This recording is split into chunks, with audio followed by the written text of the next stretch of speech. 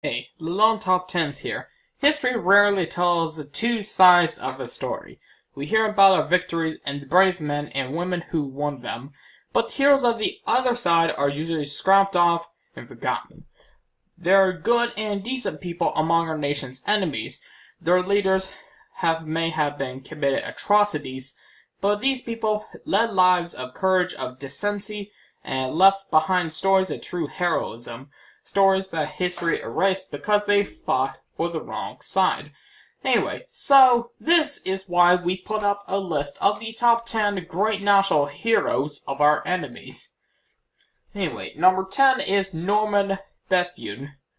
So, he is almost completely unknown in his home country of Canada. In China, however, he is a household name. Dr. Bethune was a lifelong socialist. Before universal health care came to Canada, he ran a free health clinic to ensure that the poor could still get help. But in 1937, when Japan invaded China, he realized where he was needed most. So he flew halfway around the world to meet Mao Zedong and offer his services.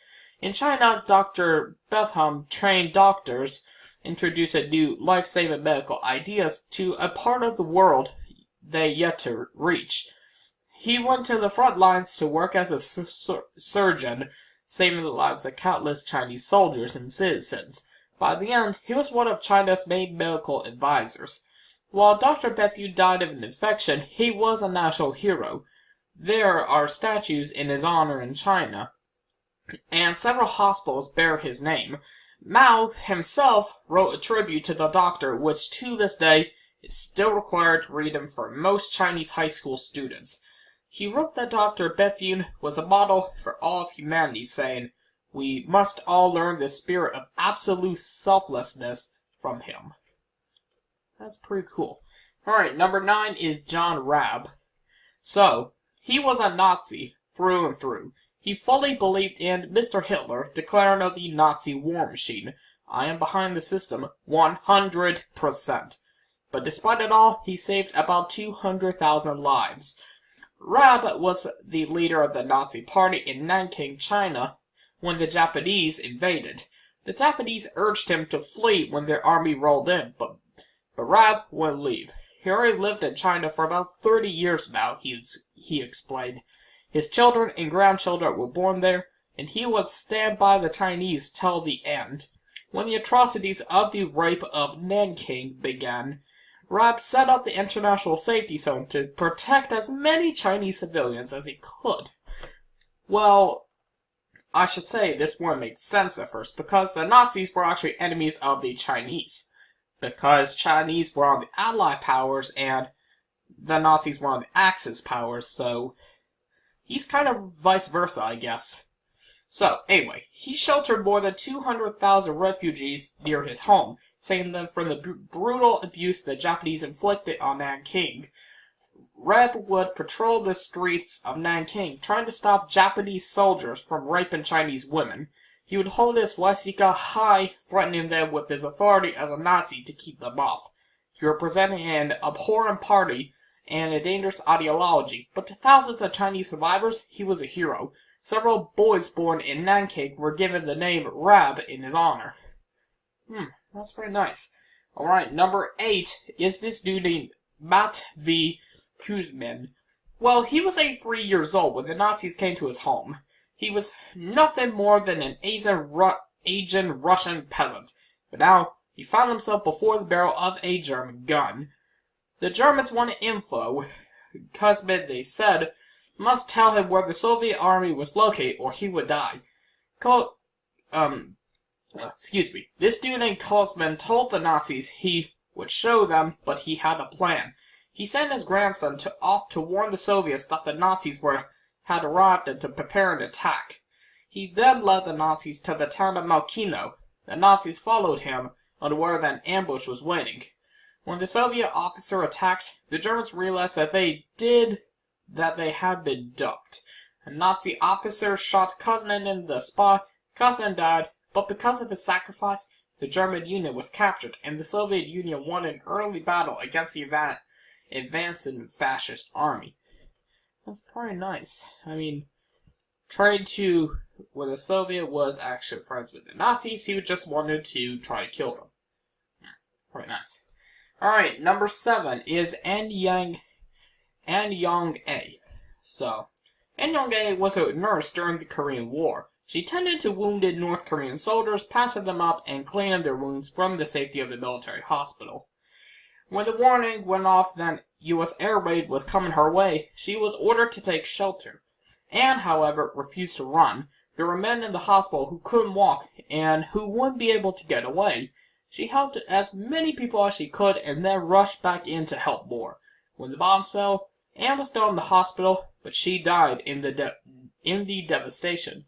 But because of her sacrifice, dozens of injured men made it out alive.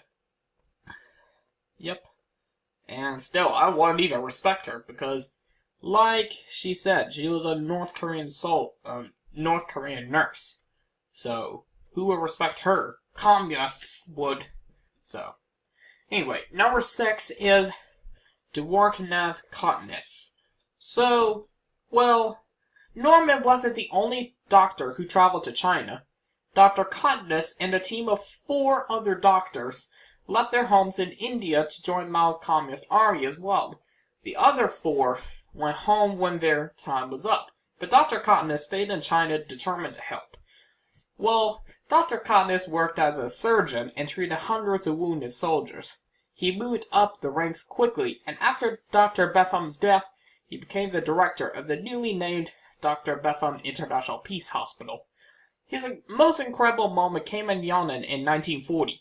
Wounded soldiers were rushing in faster than the hospital can even handle. Dr. Kotnis, determined not to let a man he could save die, performed surgery for 72 hours straight without even sleeping. Dr. Kotnis would die in a seizure before he saw the end of the war. Today, though, there were statues honoring him in China, commemorating a man who gave his life for the cause of another nation. And again, it's because of Japan. Just think about it. Alright, number 5 is William Morgan. Now, he was the only American in Fidel Castro's rebel army. One of his friends, who had been caught smuggling weapons to Castro's rebels, had been tortured and killed by Bastista's soldiers. Morgan wanted revenge. In 1957, he flew over and joined the rebellion. Throughout his time fighting the Cuban Revolution, Morgan was dogged by suspicions that he might be a CIA spy. As the war raged on, though, he proved himself. He trained Cuban soldiers and fought alongside them until he had the command of 6 men of his own. Soon, he would have a whole column and then command over a whole territory. By the end of the war, Morgan had worked his way up to the top rank of commandant. He and Chi, and him, that's the dude's name, Chi, were the only foreign soldiers to achieve that rank. The two worked together to capture Santa Clara at the end of the war. Bastista fled Cuba 12 hours after their victory. Morgan believed that Castro was going to turn the country into a capitalist democracy. When that didn't happen, he was upset, and he didn't hide it. In 1960, his companions got him sent in front of the firing squad. The U.S. had taken away his citizenship for helping the foreign army, and he had no way to escape. As payment for his sacrifice, William Morgan died. Sadly. So, I should say, communist doesn't mean capitalist democracy, guys. Just remember that. Just remember that. Alright, number 4 is this dude name is Lev Kovalev. As a Ukrainian Jew, Lev had every reason he wanted to see the Nazis suffer. Excuse me guys, that was my alarm going off. But when he joined the Red Army on their march to Berlin in 1945, he found himself on the other side, protecting German women. The Soviet army was brutally killing women in Berlin. Kovalev saw his men in arms violently raping women, attacking the old and young alike, and he couldn't stand idly by. He started pulling his colleagues off of them. "Don't disgrace yourself," he told one who was assaulting a Polish woman. "Don't you have a mother? A sister?" Have you flattered them? Get out of my way! The soldier yelled back. I need a woman! I spilled my blood for this! Copland's efforts to protect German women soon turned into a full protest. The Soviets didn't even appreciate his moral stance.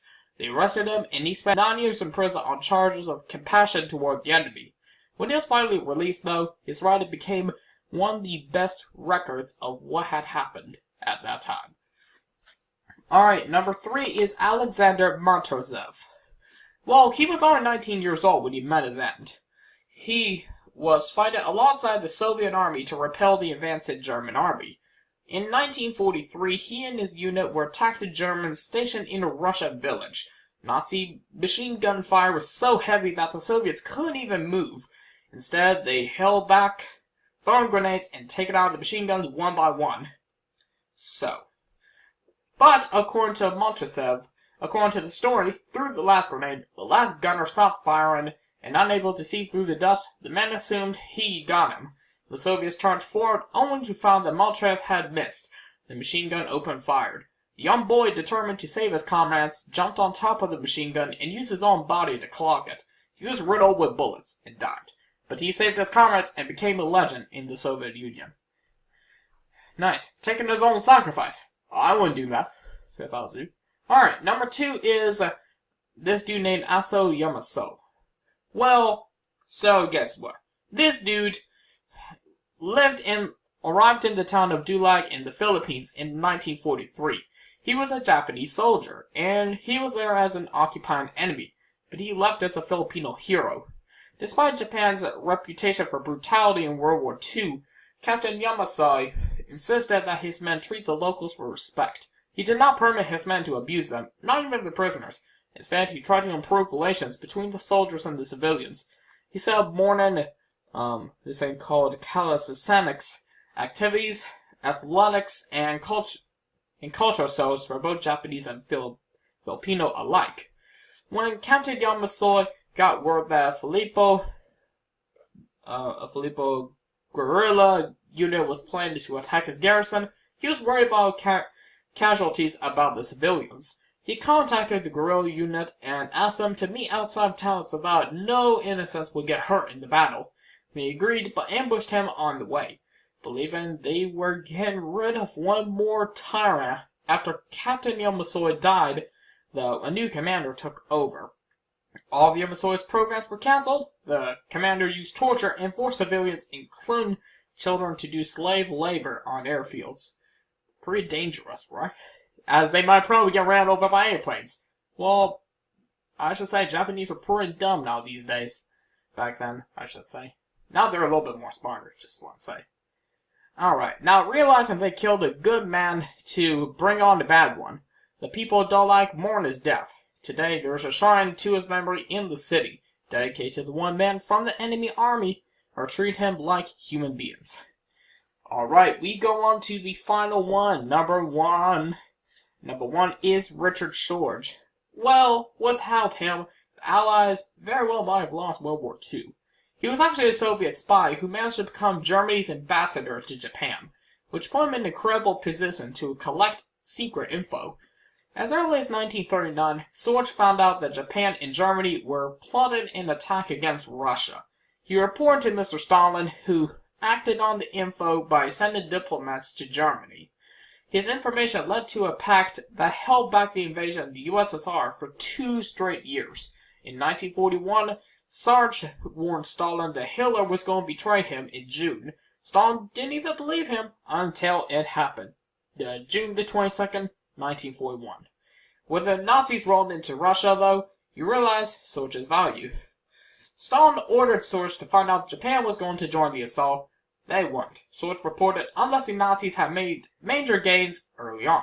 The info gave Stalin the confidence to move his whole army against the Nazis, and leave himself vulnerable to Japanese attack. That move might have been the reason that the USSR managed to hold off the Nazis.